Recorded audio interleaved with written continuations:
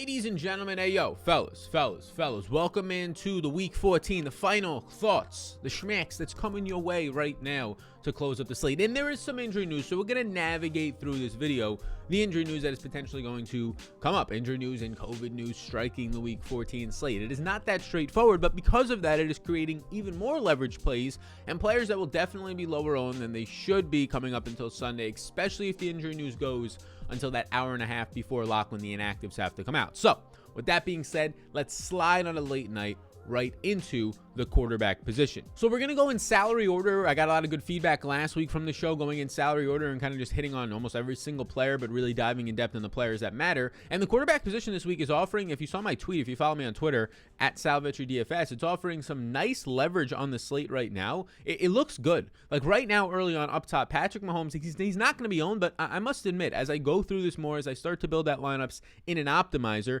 it starts to become a little bit difficult to key in on exactly where Patrick Mahomes can start to be a great play. I mean, Mahomes, single stacks, there's a cheap Byron Pringle, but that being said, you would have to assume that Las Vegas is going to adjust if these guys want to keep their jobs. Like, they played the single high safety, the only team in the last 2 months that's played a single high safety versus the Chiefs, and they've been the only team that has actually gotten blown the fuck out and beaten up by Patrick Mahomes, 400-yard passing, 5-touchdown game, 40-plus points dropped on them. That's the only time we've seen the old Chiefs offense, so you would assume the Raiders are going to adjust, right? Why would you do something that you know is not going to work going into the game and you know what is going to work, or at least work better? And if those adjustments come, it's just difficult. Like, you have Patrick Mahomes as the highest priced player on the slate. Like, what is that, right? It does not make much sense. I understand the team total is the highest. I understand all that, but the fact that he's the highest priced and a pretty difficult price point to reach, considering Kelsey and Tyreek's price point, I do think that he is, in stacks at least, I do think that he is going to be somewhat of maybe a slight leverage play,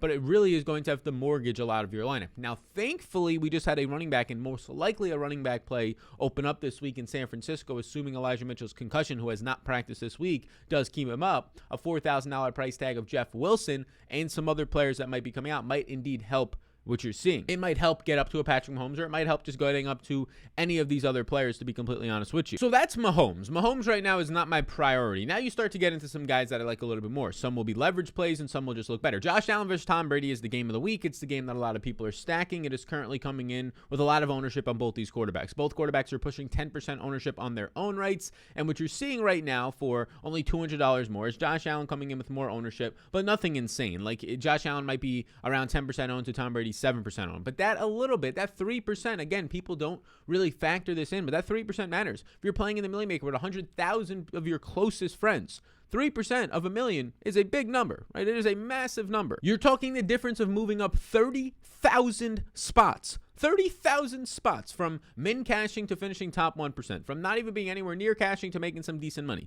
That is a big difference. That's why it matters. It sounds like a small number in a lot of different things, but when you're using it in a big GPP tournament, even if you're playing in a 200-person field, moving up 6 spots matters if you can get some leverage. So I do think that Tom Brady is going to come out as a better leverage play than Josh Allen, which early on right now leans me to go Tom Brady. I also like the fact that, look, you have some more secure passing options. You know they want to pass the ball, and I think that we can assume that since they put Brashad Perriman on the outside last week, that Chris Godwin yet again is going to be on the outside. Right now, I have Josh Allen for about a 1.5 more in my projections than Tom Brady, but I'll take that 3% ownership discount over the extra point in the projections right now, especially when both of these guys in a good game environment are going to be owned. I think Tom Brady is going to look fine in this matchup. He has a positive 26% pass blocking advantage against Buffalo. Buffalo right now has a 31% pressure rate, which has been fine, but the Tampa Bay offensive line of Brady that they molded over these years is leading the number 1 passing offense here in the second best pass blocking unit. I think that I'm okay with Tom Brady. I'll take the Tom Brady sides of it. If you watch the top stacks video, you kind of understand the stacks I like the most. Evans is going to be the lowest owned of the Gronk, Evans, and Godwin combo, and Brashad Perriman is definitely in groups there, but I think that it's hard not to like, yet again, Chris Godwin. So that's kind of how I handle the guys up top. Josh Allen, if you're trying to stack him, another problem is that Steph Diggs is really highly owned, and look, if you want to play Josh Allen and Diggs on a high owned stack in a good game environment, it's fine, but the problem is you have to get different elsewhere, and I just don't want to start my lineup, start my stack with having to punch upwards at getting extremely different elsewhere at expensive players. It's the same scenario with Steph Diggs being expensive, because after that, you have Gabe Davis still operating as a wide receiver 4. He's producing, but on like 9 routes run in that last game. You have Emmanuel Sanders coming off of finally a game with volume, 6 targets in a weather game, but he's still not taking much away from it. And I do think that if anything, Cole Beasley is probably the best leverage play on this team, because he continues to run out underneath routes. He continues to get healthier. And I do think that eventually he's going to get back up to those big target share games when it's not a windstorm or his ribs hurting, which is finally this week. Next up is Lamar, a really low total game. I mean, a team with a 20-point implied total, if there's anybody who can get it done because of his legs, it would be Lamar, but I'm just not going to get there. I find it difficult, and the fact that these next 3 quarterbacks are actually appealing to me, I find it even more difficult. So next up is Justin Herbert. I expect him to be the highest owned quarterback. He is currently projecting out as my highest owned quarterback in what is going to be a good game environment. He has a fair price point. He has won people's slates, whether it's main slates or showdowns, in 3 out of the last 5 weeks. So people like when they play him, it's working out well for them, including specifically last week, a 28 implied team total. All of this stuff looks really good, right? You get this Giants team. Well, now we don't really know it's some murkiness, but it's going to open up some value on this team. Maybe Mike Williams is going to play now. He's on the COVID list, but he's testing negative. We'll see. Maybe Keenan Allen has a chance to play. He ended up getting on the COVID list on Monday, so maybe he can test negative twice. He has not yet had an update on that. But either way, even if it's just Justin Herbert, Mike Williams trending in the right direction, a $3,000 Josh Palmer filling in for Keenan Allen, you have Jared Cook, who should run some more routes, you have Austin Ekeler, whose role should increase. It makes it really easy to stack the Chargers here, and that's why I'm currently seeing right now Justin Herbert coming in with a lot of ownership. Like, Justin Herbert is pushing 15% ownership in my ownership projections. That is a very high number. That makes him the worst leverage play at the quarterback position on the slate. Does that mean that he can't win the slate? No, I think that Justin Herbert probably wins this slate about 6% of the time, but if he's going to be 15% owned, I'm just not going to get there. I'm not going to get there in single entry. That's as of right now. We'll see on Sunday morning and on the Sunday morning Patreon show if that changes. Like, everything looks good. He'll have a positive 16% pass blocking advantage. The Giants ranked 28th in pass rush, so the only thing that really hurts Justin Herbert, he finally started to throw downfield more last week, is if the offensive line starts to falter. I mean, Rashawn Slater is honestly playing like a Rookie of the Year candidate. You'll never hear about it from an offensive lineman, though, right? You'll just never hear about that. But everything looks good except the ownership. And when we're playing a game and we're not playing in cash games and we're playing in GBPs and game theory matters and passing your opponents matter, yeah, I'd rather go up to a Tom Brady for not that much more at 6-7% owned than a 15 to 15% Justin Herbert. The exact same thing can be said with the player next to him. Because of Justin Herbert, and I put this in a tweet, because of Justin Herbert, we're getting a good amount of leverage right now on Dak Prescott and these wide receivers from Dallas. Dak Prescott and the wide receivers from Dallas, I think, are going to come in as one of the best leverage stacks on the slate. Probably not the best leverage stack, but one of the best leverage stacks on the slate. It is up there right now, though, as being probably the best game environment leverage stack. Like you were talking about the Washington football team on the opposite side. I'm leaning this way to go on my single entry right now, but I also might run a quarterback naked, who we'll get to momentarily. So Dak Prescott right now at $6,700. I mean, everything looks good for Dak. The matchup, though, look, the Washington football team pressure unit, that's like the biggest concern. That's where their defense has improved. Well, you're going to get the offensive line for Dak Prescott that's going to come into this game ranking 4th in pass blocking, and they're actually finally healthy for once. So I feel good about that. I have Dak Prescott projected for pretty damn close points to Justin Herbert at a cheaper price tag. I have Prescott for 21.5 points, Herbert for 22.5. So this is why it's really important to have tools and just understand projections, but also ownership, so you can see the leverage. Because of the news that's coming out, because of the cheap players to stack Justin Herbert with, Herbert at a 22.5 point projection at $7,100 is coming in with 14% ownership. Dak Prescott for me for $400 less, so you get him cheaper. Only one less fantasy point is coming in at about a third of the ownership right now early on. So that just looks like a great spot. And the run back options are better. Dak has a 27 team implied total. Herbert a 28. I don't want to run back much from the Giants, especially if it's Jake Fromm or even Mike Glennon out there. Like, Saquon is your only decent run back option, right, that you feel comfortable about. Whereas with Dak Prescott on the Washington football team, you have Antonio Gibson. You have whoever starts at tight end, if it's Ricky Seals or punting John Bates. So the tight end is well involved in that offense. And then you have Terry McLaurin if you want to pay up to get different. And that's just a couple of options. That's just if Curtis Samuel doesn't take a step forward and run more than 9 or 10 routes, right? So Prescott looks like a really good leverage option here. The matchup against the Washington football team, they allow the most points to the quarterback position so far this year. Secondary has improved a little bit with Jackson III and Fuller playing a little bit better this year, but still not the greatest, especially if Dak gets more time to throw. So those Dak Prescott stacks, especially at the price tag, they're looking like solid leverage. So Brady is the leverage play off of Allen and Mahomes, and the leverage play off of this mid-range is going to be Dak. I do have Russell Wilson on here as an interest. He's not really a full-on game environment interest. That's more so if you're just trying to single stack. I don't think he'll be highly owned. He completed 81% of his passes, finally back to healthy. That was a season high last week, and now he gets a solid matchup against Houston. I don't really want to run back Houston. I don't want to force the Davis Mills, or if it's Tyrod, we'll see he's dealing with the wrist injury. I don't want to force the run backs. So it's really, for me, going to be Russ with DK or Russ with Lockett. I'll lean Russ with DK right now, but it's up to your preference. So it keeps Russ in play probably really more so for single entry stuff because I'm not trying to correlate the game as much on the opposite side. But right now, that's where I'm leaning. Those 4 quarterbacks, Herbert, Dak, Brady, and Josh Allen up top, at least in the expensive ranges, are the ones that stand out the most. The guys who will give you leverage are Brady and Dak. If I scroll down now, the rest of this mid 6K range is not that appealing. Like, Russ is the only thing. Ryan Tannehill will get back Julio more than likely, but I'm not interested. Joe Burrow is dealing with a finger issue in a slow-paced game. Derek Carr would be the one guy at 5,900 you could get to, but I'm just going to go to these cheaper guys down here who are more of a naked, a one-off, meaning don't stack them quarterback. I think Carr is fine. I think he'll throw a lot. I think there's some upside there, so if you're feeling enticed to go there, sure, but it's just kind of a no-man dead range for me. Like, he projects out for 19 points, not the highest of ceilings. It doesn't feel great, but what does feel pretty good is getting to Taysom Hill at $5,600. Taysom Hill looks like a very strong play. I also put in that tweet, I have Taysom Hill for 22.3 fantasy points. He's coming in at like 10% projected ownership. I think Taysom Hill for single entries is probably the best quarterback play as of right now on the slate. We know he's dealing with this injury on his finger, but what are you really hoping for here? Well, you're hoping for the rushing upside, and now he faces the dead last ranked rushing defense in the New York Jets, that it's only harder to guard a mobile quarterback, especially if you're going to just try and spy him with a linebacker. So this matchup advantage you're going to be getting for Taysom Hill right here is fantastic. Like, I'm not too concerned about the passing yards. His over-under prop is set at like 200 passing yards or 215. Yeah, obviously he has a messed up finger. We're hoping that he can move the offense. They have a 24.5 team implied total, so I'm not too concerned about this offense not scoring points. Alvin Kamara is due back, which should only allow drives and checkdowns to go for even more. Taysom Hill at $5,600. It's a really fair price point and one of the best environments that you can find in terms of your matchup, and the mobile upside is there. If you're looking for leverage off of Taysom Hill, I think Hill will probably come in around 10%. Cam Newton at $5,400 off the bye. The week before that looked absolutely terrible. Got pulled for PJ Walker, one of the worst. Not really his fault. I mean, he just had no time behind the offensive line, but one of the worst overall stat lines you'll see from a quarterback. But $5,400 Cam, I also think is strongly in play in single entries as a pivot off of Hill. He'll probably be coming in around half the ownership right now. I think that these quarterbacks in Cam and Taysom Hill, the way that the slate sets up, I think that it makes them really solid options. So if you're looking for a cheap quarterback, I'd go Taysom Hill than Cam.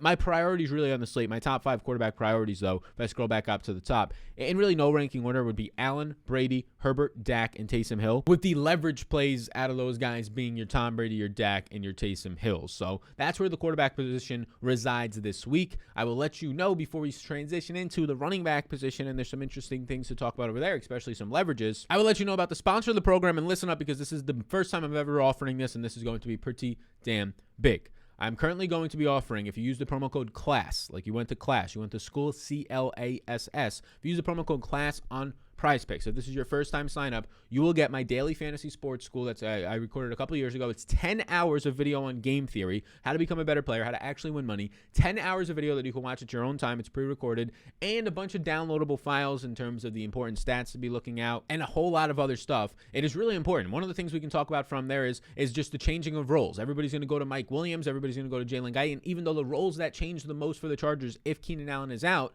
is going to be the guy who fills in for him and Josh Palmer, and the running back in Ekeler, who sees some more routes as a receiver and more volume from that regard. The role changes are what matter, right? You're not going to get an extra 10 targets or an extra 5 targets for Mike Williams. You might get an extra 1 or 2 targets. You're going to get an extra maybe 10 targets for Josh Palmer, maybe 5 targets for Austin Ekeler. The role changes matter. So if you use the code CLASS, and we're about to take some props right here, if you use the code CLASS on prizepicks.com, you will get that course for free. It is 10 plus hours. I usually charge $100 for it. A lot of time went into it, and you can check it out. It has been updated. You can check that out. That's a little added bonus to the Christmas season, a holiday discount for all of you. I take Russ over 223.5 passing yards. I like this number. It was at 230 and it dropped, so I'm going to hit it again. And I take Zeke over 13.5 fantasy points because Tony Pollard has a torn plantar fasciitis in his foot. I don't think he's going to play. He's a game time decision. I don't think he's going to play. If he does play, I don't think he's going to be as effective. He could take a painkiller and get it injected up, but we'll see what ends up happening here. I mean, I think that if he's even in, I think Zeke over 13.5 fantasy points looks good. And if he's out, I think Zeke definitely looks good over 13.5 fantasy points. I have Zeke with Pollard in for 16 fantasy points.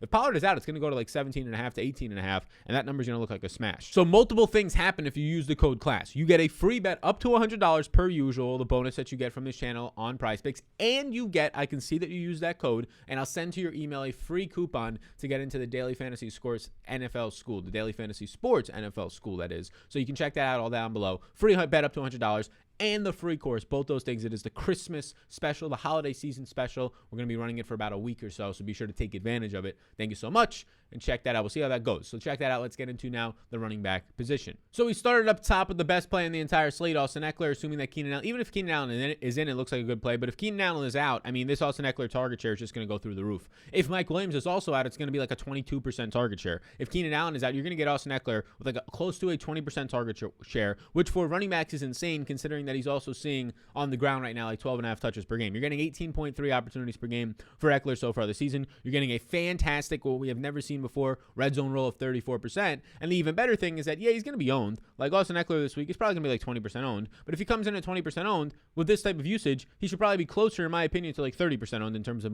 making a winning lineup. He's my favorite pay-up option because a lot of these other guys have just some murky statuses. Alvin Kamara is expected to go. He's in a fantastic matchup with the best matchup of the week for running backs. If you wanted to go from Ekeler to Kamara, I can't blame you. I'm just going to choose Ekeler as of right now, but I think Kamara is obviously also strongly in play. I mean, this is a guy who's seeing 23.8 opportunities per game. That is up there right there with Najee Harris for like and Dalvin Cook for like the leaders in the NFL, and this is a guy who missed some time during one of those games, has the red zone role, has a great matchup. Austin Ekeler is also not going to be, or Alvin Kamara is not going to be as highly owned as Ekeler. Might come in close to half the ownership, so that could end up being a later week pivot, but still expect a good amount of ownership there. The rest of the things here, Joe Mixon is battling illness, has not practiced this week. It's a little bit less appealing to get to Joe Mixon, in my opinion, right now. A tougher matchup versus San Fran's defensive line. For the price point, just give me Alvin Kamara at similar ownership. Like, it's not even like Mixon's 5% owned. Mixon and Kamara are coming in with similar ownership. I'll just definitely take Kamara. I know Kamara has a mobile quarterback, but Mixon has a banged-up quarterback and in a tougher matchup. And I just think he's a worse play in general, worse player. You keep going down. I want to get to Nick Chubb. I want this to be the week that Nick Chubb, by the way, for all you out there, he's going to be 2% owned this week. It's as simple as that. Because in games when you get Kareem Hunt healthy, like we saw before the bye, you're going to get Nick Chubb seeing like 14 touches and Kareem Hunt seeing like 10. You're going to see Nick Chubb lucky to see a target or two in most games and see most of his work on the ground. The problem with that is Nick Chubb has the ability on 14 touches to go for 100 plus and 2 touchdowns, right? He's going to be in this game a favorite. It's not a great team total at 22.5, but it is a solid matchup. It's a positive 68% run blocking advantage according to Pro Football Focus, one of the best on the entire week for the offensive line versus the defensive line. That is a banged up defense of this Baltimore Ravens team. So if you're looking for the ultimate leverage play in the slate, Nick Chubb is going to be 2% owned. I also don't think he projects out that well. Like if we're talking about all the guys up here, I have Nick Chubb for 15 fantasy points. Everybody else I have above $7,000. I have for at least 16 fantasy points. So that's the concern. Leonard Fournette, the only reason Leonard Fournette is not a yes for me, the price point continues to come up, yes, but the only reason he's not a yes, the lovely volume, 18.5 opportunities. He has 38 red zone opportunities this year, which leads this slate. 38 red zone opportunities in the number one offense. Yes, he's definitely in play. The only reason he's not a screaming yes is because he's highly owned. Leonard Fournette is currently pushing the highest on running back on the slate with Austin Ekeler and with some lower priced guys that we'll get to. So as the highest on running back on the slate in a difficult matchup versus Buffalo's run defense, yeah, that's not a spot that I really want to be getting to. Obviously, the touchdown upside is what's propelling not only him, but his projection forward. Leonard Fournette right now is my second highest projected running back, only behind Austin Ekeler, ahead of and Alvin Kamara, ahead of a Joe Mixon, and that's why he's picking up this ownership. So it is fine to play Leonard Fournette. You should not be avoiding and fading all the chalk. Like, I'm completely fine playing Austin Ekeler at 20% owned. Just know that you have to get different somewhere, right? The leverage is actually getting off of Leonard Fournette, getting to those Tom Brady stacks, because then you're leveraging off of the Leonard Fournette ownership, and you're also leveraging off of the Buffalo ownership on Josh Allen. So that's an interesting way to play that. We talked about Zeke at 7,300, the last guy in this price range. Yeah, I think that Zeke is probably the guy to get to in that prop at 13.5, especially if Pollard is out. It looks a little bit better. But otherwise, in terms of DFS, I'm more so leaning to get to Dak stacks. Elijah Mitchell, this is the big news because he's 6,700. He's in the concussion protocol, has not practiced, has not done anything as of Wednesday or Thursday. It's not looking good. Friday, he would have to show some sort of practice to have any chance of clearing this protocol. And if that's the case, Jeff Wilson, who's battling a knee injury, who has looked terrible in his one start this year and who's been banged up and always banged up and doesn't really fit this zone running scheme that well, at 4,400, he'll at least be in play. They'll have Hasty out there as well, but he'll be at least be in play and in line to start in that game. That being said, I would expect Hasty to be factored in a good amount. So I don't know how much of a smash he is. He's definitely not the Sony Michel play of last week, but he will project out probably for double-digit fantasy points for me. If you scroll down a little bit more, Jacobs, I'm going to be getting less interest than I had on first look in Josh Jacobs, mainly because of ownership. If Josh Jacobs is really going to be coming in with 14, 15, 16% ownership as a 10-point underdog, I know that he's had this pass-catching role, but now Jalen Richard is expected to return from COVID. Jalen Richard was kind of John Gruden's guy, but I expect that to be factored in. So Jacobs, he projects out fine, but if he's going to be that highly owned, if he's going to be 15, 16% owned as a 10-point underdog and only a 19.5 implied team total, I could probably avoid it. I'd rather go to Clyde Edwards-Helaire, who is on the opposite side of that game, is the 10-point favorite and the 29.5-point team total. And as of right now, Clyde Edwards-Helaire relative to Josh Jacobs is coming in with about 6 to 7% less ownership. So if you're looking for a running back in that range in that game, I'd go to Clyde over Josh Jacobs. I'm not stacking Clyde with my Chiefs stacks though. And now this is the most difficult range on the slate. This range of the upper 5s to the 6K range. Both running backs at $6,000, Saquon and Antonio Gibson, are firmly in play. If you're looking at it right now, I think that Saquon is the better play because of ownership. I think that Saquon currently comes in with close to half the ownership as Gibson. I have Gibson for like 22% ownership and Saquon for like 12.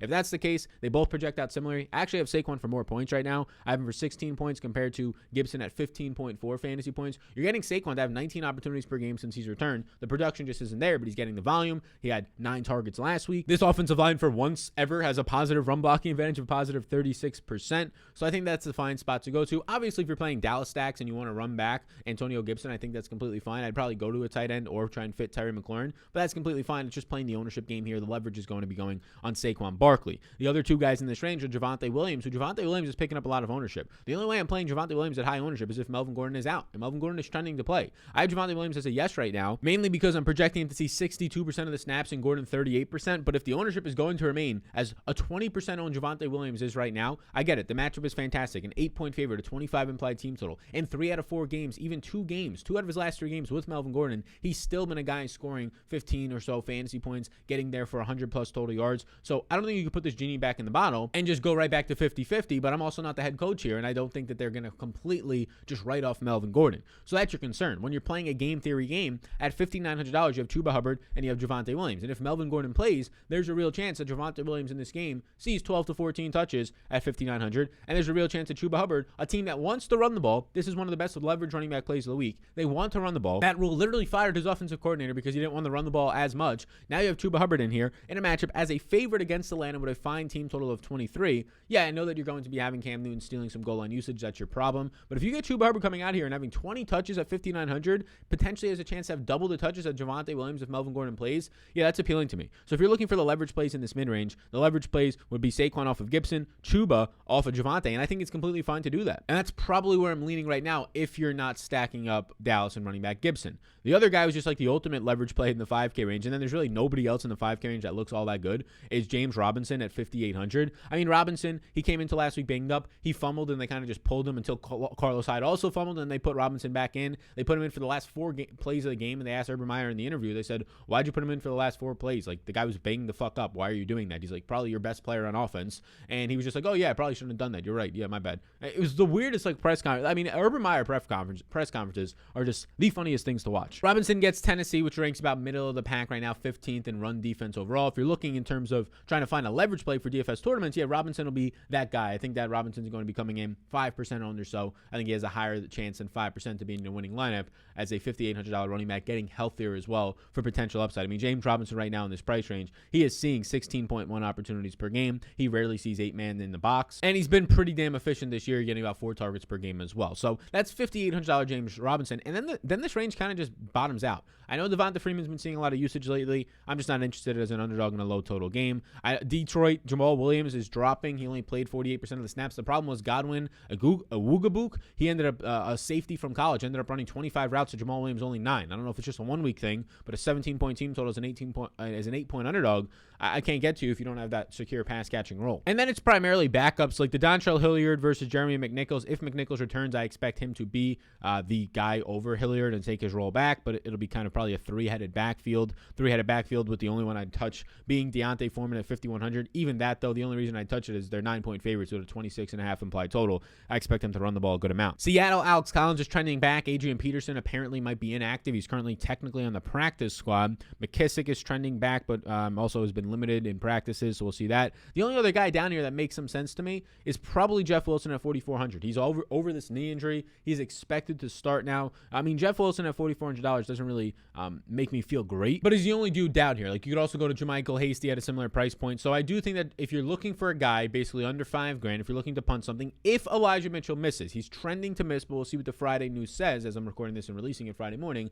If Elijah Mitchell loses, or misses, not loses, but if he loses the concussion battle this week, then Jeff Wilson becomes as the only guy in play. Me putting a guess on him does not mean that I love him. It just means that he's a favorite with a nice team total and probably going to see his way to double-digit touches. But for the most part, living in the mid-range makes a lot of sense. If like you go up here, you get one of the Ekeler or Kamaras, and then you live in the mid-range and try and find your plays. Again, Saquon's a leverage play, Chuba's a leverage play, and so is Robinson. If Melvin Gordon doesn't play, which it's not trending that way, Javonte Williams is the best play in the slate. It's not even close. Let's get into, and before we do the wide receiver position, I want to let you know about the Golf Betting Network, which is a network that I just started, and it's going to start operating shows January 1st. So golf is off. It's on a little bit of a hiatus. Moving forward, I'm going to be focusing on the sports that I personally care about and I see the upside in the long term, which is the NFL, and then golf starting January 1st. The first event will be January 6th for next year for some of the events in Hawaii. So if you want to subscribe to this channel, if you're interested in golf, we're just going to promote it over there because there's not going to be golf shows on this network. I'm going to be putting them over there as a solo show,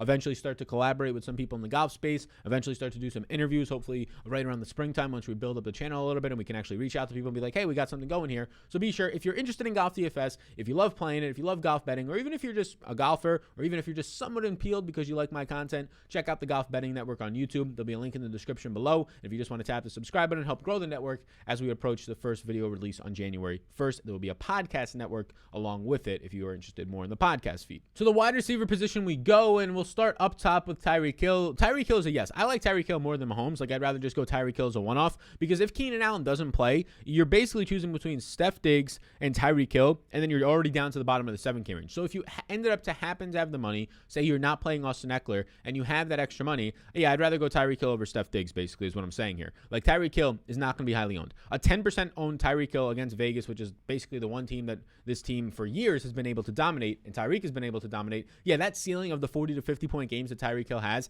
at 10% ownership on an 11-game main slate, yeah, that's really, really hard to pass up, right? Especially when he's just going to be low owned. So Tyreek Hill is going to give you a lot of leverage. He'll give you leverage off of Diggs. He'll give you leverage off of some of these other stacks, and he'll definitely give you leverage off the running back position and those guys up top like Kamara, Mixon, and Austin Ekeler. A really good way to just get leverage on the entire slate is to go with Mahomes and Tyreek Hill because Mahomes will be 5% owned. Tyreek Hill's price point will get you leverage off of Austin Ekeler and his ownership and kind of all the other stacks up here with the Stephon Diggs and some of the Tampa stacks as well. So I think Tyreek looks good. Tyreek is my highest projected wide receiver right now and has the highest ceiling in my projections. Steph Diggs, I think he's only in playing really Buffalo stacks for me. Keenan Allen, I'm expecting to miss right now. And then we get to this range, which is just really fucking good. I mean, this $7,200 CeeDee Lamb down to like the lower 6K range is just, it's where you want to get all your stuff if you're not playing Tyreek. CeeDee Lamb at $7,200 right now is somehow coming in with, like, this Dallas game is coming in with low ownership because right next to him in the pricing is Justin Herbert. So Justin Herbert is soaking up all that. Everybody wants to go to Tampa and Buffalo. So Dallas is not picking up a lot of ownership, which naturally, if you're not picking up a lot of ownership in stacks and your quarterback isn't, you are personally dropping in ownership. So CeeDee Lamb, Amari Cooper, Dalton Schultz, these dudes are dropping in ownership. $7,200 CeeDee Lamb off of an 11-target game, and the offense is finally healthy. The offensive line is there, and now a good matchup in the secondary. I mean, this is a fantastic spot. CeeDee Lamb, I currently have projecting out for 7% ownership. 7% ownership. Even if that number gets to 10%, it's too low. So just like Tyreek Hill is a good leverage play this week, CeeDee Lamb is an even better leverage play. And he's going to be an even better leverage play because look who's right next to him. The guy who just set the Bucs record for 15 receptions on 17 targets, Chris Godwin, and now has a 28 implied total. The best game environment, maybe the best team environment on the slate is for Chris Godwin. And if he stays in the slot with Brashad Perriman on the outside, yeah, I mean, you have Buffalo who has lost Tre'Davious White. Their secondary ranks number one even before the win game. The win game makes it look even better. 3 pass attempts, 2 completions for Mac Jones. But Chris Godwin, look, Chris Godwin's a great play. If you're playing the Buffalo-Tampa game, yeah, Chris Godwin's probably a priority for me. But if I'm not playing the Buffalo-Tampa game, if I'm stacking Dallas, obviously I'm going to Lamb.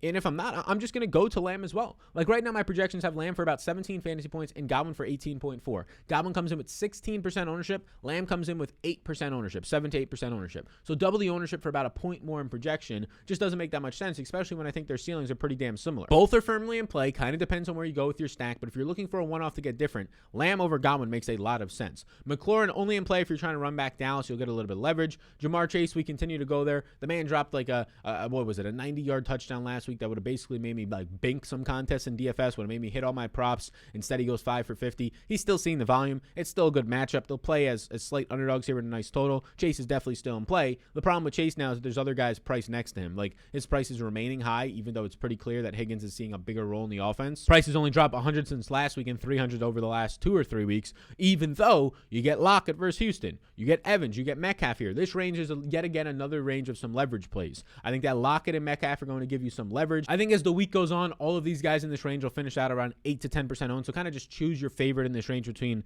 Evans, Metcalf, and Lockett. I'm going to choose Metcalf. He's the cheapest, and I just think that he's going to end up being the lowest owned, like 8% for the ceiling. Evans is going to probably be half the ownership as Godwin if you're looking for some leverage in your Buffalo stacks. I think that makes a lot of sense to get to. The obvious reason that Godwin looks better is because, I mean, he's going to have just a better matchup against the zones. Buffalo plays a lot of zone defenses, a lot of 2-eye safeties in your slot, your tight end, and your running back. So Fournette, Gronk, and Godwin in this case benefit the most from that. That does not mean that Evans cannot have those staple 2-touchdown games, though. So I would probably rank it Metcalf, Evans, and Lockett in that range of 65 to 67. All three, though, should end up being some pretty decent leverage plays for you. We can keep scrolling now. I think T. Higgins is fine. The price point's coming up, and so is the ownership, though, so it makes him probably like a negative leverage play. Just definitely give me DK Metcalf. If you're playing T. Higgins over DK Metcalf or Mike Evans or Lockett this week, I think you're playing DFS really wrong, and you have to reevaluate the game. Check out the DFS course. Mainly because, but Higgins has had back-to-back good weeks. Yes, exactly. His price point has risen, and so has his ownership. Every single week of the season is not going to be a really good week for T. Higgins, so you should probably get him when he's cheaper and lower owned, like the last 2 weeks. But a T. Higgins this week at like 12 to 14% ownership with the highest price point we've seen in a while is not that appealing. And now in a game where the other team's going to try and slow the pace down, not that appealing. Hell, I'd rather even go Marquise Brown over T. Higgins because Marquise Brown is going to be like 2% owned this week with how bad Lamar's been playing. Next up, there's a guy on here who will pick up ownership, but I think it's rightfully so. Like, this is one of the guys like an Austin Ekeler who they're going to pick up ownership, but it looks good. Like DJ Moore picking up ownership at 6,200 is completely fine to me. DJ Moore's volume, his overall usage coming off of before the bye week, even though his team stunk, still got a 100-yard game. He's looking good on his air yards, seeing over 40% of the team's market share of air yards, 9.3 targets per game, a 31% red zone target share on 10 red zone targets for his team this year. And if you look at it, right now he's at $6,000 or so. I have him projected for 17.8 points. Not many guys around him are looking at similar ownership. And the nice thing here is that Mike Williams, who I'm projecting to play right now, again, that can change based on the Friday report, tested negative the last 2 days, though, so we'll see. But Mike Williams is going to soak up all this ownership. I mean, in stacks with the Chargers, nobody's going to stack up Carolina, and you probably shouldn't. So, I mean, if you wanted to go Cam and DJ, I think it's fine. But I think that Mike Williams is going to get all of that ownership from those stacks. He's going to get all the ownership from this price range. He's going to soak it up from DJ Moore, and I think that DJ Moore actually ends up becoming a better play because of that leverage play overall. Mike Williams is completely fine in your stacks with the Chargers. The problem is, again, I think the ownership on these guys is just going to be really high. I think people, like the DFS course says, you have to focus on role changes. Role changes when injuries or guys are out with illness. Role changes because Mike Williams' role is not going to change that much. He's going to stay on the outside. He might be the first read a couple more times and see 1 or 2 more targets. But is that as worth the ownership? Is that worth the potential 20% Mike Williams ownership? I don't know. I'm pretty neutral on the Mike Williams play this week. I kind of like getting to DJ Moore at a similar price range, and you have all those running backs at a similar price range as well. If I'm playing a Justin Herbert stack, I'm prioritizing Mike Williams. If I'm not, I'm probably prioritizing a leverage off of a really chalky Mike Williams, because if Mike Williams goes off and you're not playing a Herbert stack, well, now Herbert stacks are probably hitting at high ownership, so you probably should have had them. I'd rather just root against the whole thing happening, if that makes some sense. We scroll down a little bit more. Renfro's still in play. He's fine as the Chiefs, probably main run back if there's no Waller. Keep scrolling down. The other guy to pivot to, if you're not going to go up to DJ Moore, it's yet again the exact same scenario. Dallas pivots are amazing. You have an easy pivot of Amari Cooper here off of Mike Williams. Amari Cooper off of Mike Williams right now. I currently have Mike Williams coming in for 16% ownership and Amari Cooper for 6%. So 2 to 3 times the ownership. And yes, you're going to have Mike Williams projecting out better, 17 fantasy points to like 15. That being said, though, the whole Dak Prescott, CeeDee Lamb, and Amari stacks, they're going to get you so much leverage off of the top Tampa Bay and Buffalo stacks, and they're going to get you leverage off of these individual plays like Mike Williams, like Chris Godwin. Yet again, I like Amari Cooper. I think Brandon Ayuk is so interesting. George Kittle will be higher owned and highly priced this week, so I think it's the week to get off of him after him being the best leverage play of the slate last week when we were discussing that. But Brandon Ayuk looks good. Like, Brandon Ayuk continues to see volume. Brandon Ayuk is a player that they've kind of said it in post-game press conferences. Yeah, there was like an issue going on with just kind of how he kind of gelled with the team earlier in the season and his communication and kind of being like, I don't even know how Kyle Shanahan was trying to shug this or display this, but basically like, yeah, wasn't like the greatest time to work with him. Apparently they buried whatever hatchet that was, and now you're getting the 95, 90, 96% snaps. You're seeing 6, and 7 targets over the last 3 games. I'm projecting Debo to miss this game. You're getting a similar situation where George Kittle coming into last week had a bad week the week before that. Now you're having a week before that, 3 catches, 55 yards on 6 targets for Ayuk. I think you get Ayuk at very low ownership this week. I think he starts to become a potential candidate for that one dude video. Brandon Ayuk, if he comes in with this low ownership that I'm currently seeing right now of about 5%, I think that makes a lot of sense. I prefer Amari in the price range, but I think it makes a lot of sense to go right back to him. Brandon Cooks, if you wanted to run back Seattle, is probably the only way I get to him. We scroll down now to about the lower to mid 5K range. You get Landry here. You get Sutton. Sutton I have as a yes because he's going to be 1% owned. If you're looking for a 1% owned Millie Maker type play, go to Sutton. The numbers have been terrible, but a nice team total versus Detroit. The best spot you can probably face a cornerback core. That's really just a Millie Maker play is Cortland Sutton. I don't think there's a reason to take the risk otherwise. I'd rather go to Julio Jones at 5,400, who's returning this week. He's practicing.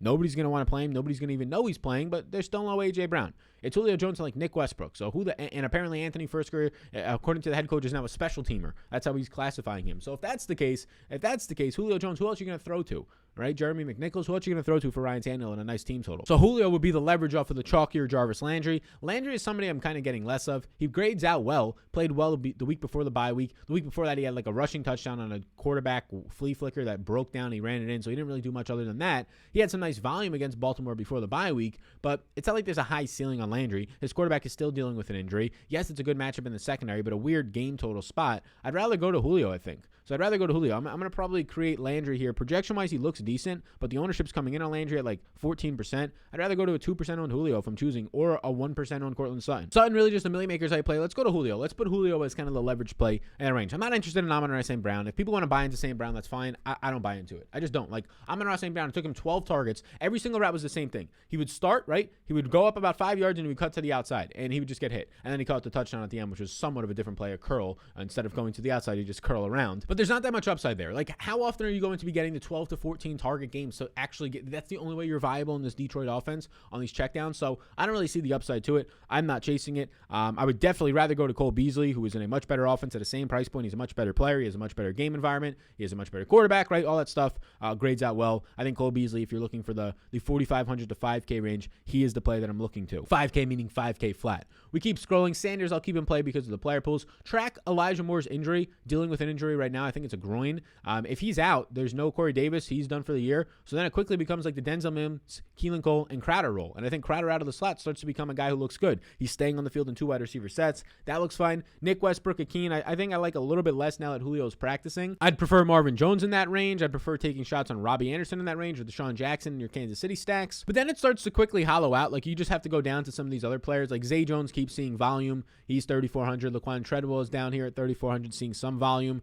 I'd probably prefer Treadwell for downfield usage. But you basically just have to go down to these price ranges here. Like Byron Pringle's a yes because he's cheap. He's the wide receiver 2 right now with the Chiefs, and he'll be in my Chiefs stacks, and I'll probably get like 10% of him. And Rashad Perriman's here, just he'll be running 25, 30 routes for Tampa Bay. That definitely keeps you in play. If he catches that touchdown from 2 weeks ago in the game that he returned and then ended up just being basically a drop from him, he is not this cheap, right? People know more about him because he's running 36 routes last week. And then the best punt play on the slate is definitely Josh Palmer if Keenan Allen and or Mike Williams miss. If Keenan Allen misses, Palmer's going to fill in. He will be the role change guy. He is a guy who's been seeing usage. He's been running routes. He's been running 10 routes a week, 15 routes as of late. So I think that Palmer makes sense. He'll project out for about 10 points for me if Keenan Allen misses. If Allen and Williams were to miss, he'd be the best play in the slate at like a 13.5 point projection. So that's the entire wide receiver position. We broke all that down for all you beautiful people out there. Now let's transition into the tight end position to break it and finish it down. Subscribe button pops up. I appreciate it if you want to tap that. If you're listening on the podcast or on YouTube,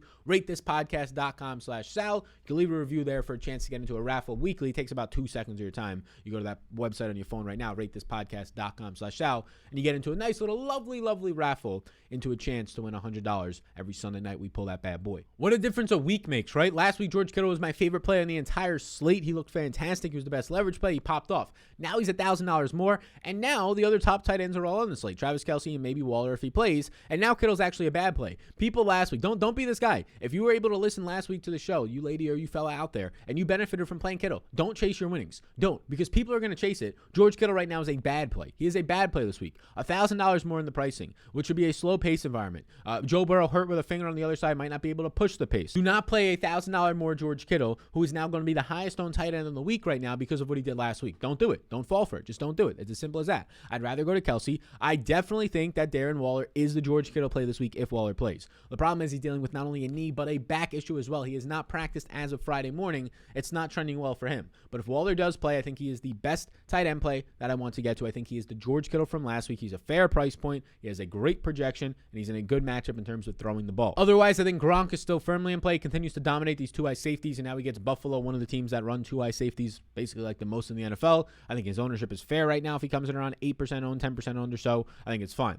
After that, I kind of have to scroll to find a guy I really like. Like Pitts will be somewhat of a leverage, but he's going to see the guy who kind of started this trend in Carolina of stopping him with cornerbacks, and that guy is Stephon Gilmore. Stephon Gilmore, like a month and a half ago, said, hey, let me guard this Pitts dude. Let's see what I can do. He shut him down. Every single team since then has put their top cornerback on Pitts, and he's been shut down, right? A rookie tight end. It's hard in general to be a rookie tight end, let alone now you're getting the other team's best cornerback. Dalton Schultz in my Dallas stacks remains in play. Dawson Knox in Buffalo stacks. I don't really have interest in them as one-off plays. We scroll down. If Ricky Seals-Jones dealing with a hip injury, if he's able to practice on Friday and play, great. If he's not, well, we get a punt play in John Bates. So whoever the Washington football team tight end is, they look like a great option, especially in your Dallas runbacks. Just so easy to get to them. $3,600 Ricky Seals-Jones probably runs 32 to 34 routes in this game if he's in. If he's not, $3,000 flat Nick Vannett or $3,000 flat John Bates becomes the play to go to. Whoever is the starting tight end. Now, if both of them are active, I assume Ricky Seals-Jones gets all the work. So it's a simple recipe here. If Ricky Seals-Jones is in, you play Ricky Seals-Jones, especially in your Dallas stacks. If he's not in, you play John Bates at $3,000 flat. Another solid tight end option is Jared Cook. If indeed you have no Keenan Allen and or Mike Williams, Jared Cook is going to see more volume, especially in the red zone. You're going to see a lot more volume for Jared Cook. Jared Cook's already a guy who's already involved in this offense a good amount. You're getting Jared Cook so far in the season to see 8.5 air yards per target. He has 7 red zone targets and 3 red zone touchdowns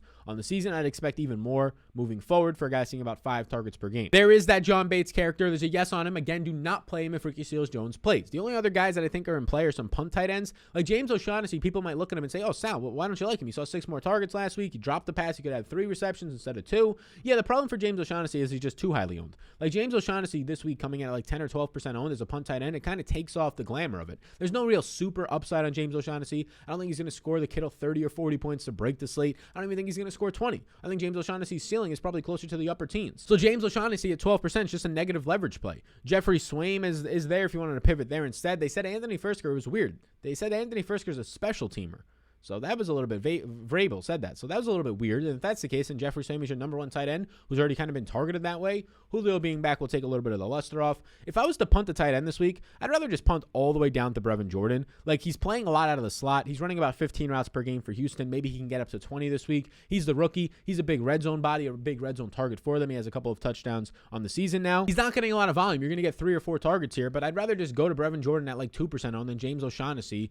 Projects out better for sure, James O'Shaughnessy, but I have James O'Shaughnessy for 7.5 points, Brevin Jordan for 6.2. So for a 1 more point in the projections, James O'Shaughnessy is currently coming in with like 4%, 4 times the ownership, 12% compared to 3%. So I'd rather punt with Brevin Jordan, but the tight end plays that make the most sense to me right now, if he's active, Darren Waller, I like him a lot. I think Gronk is completely fine. In that mid-range, I think that's where you can start to get to Ricky Seals-Jones or John Bates, the Washington football team tight end, and Jared Cook just looks like a staple in a lot of lineups this week. But there you go. That's the show. That's a position-by-position breakdown. I appreciate you tuning in on the Clips channel or the main channel this week.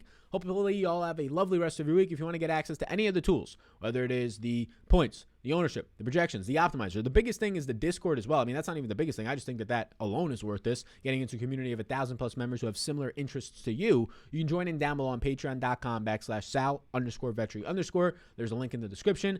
Anything else we talked about today, whether it's the Prize Picks, lovely offer that we're doing just for the next week, we'll try it out. It's a Christmas offer. It's a special that we're doing. First time ever, if you use the promo code CLASS, CLASS, CLASS, you get not only a free bet up to $100, you also get my daily fantasy sports NFL course, which is 10 hours of videos and game theory and really in-depth stuff to make you a better player to win some money. You can take it at your own time. It's all pre-recorded stuff and a bunch of downloadables. So you can check that all out. Appreciate you tuning in. If you enjoy golf, check out the Golf Betting Network that we are launching starting January 1st with content. You all rock. I'll see you in the next one. That one, dude, the top leverage plays of the slate is dropping tomorrow morning. Be there or don't. I don't really care. But be there or be square. See you in the next one, gang.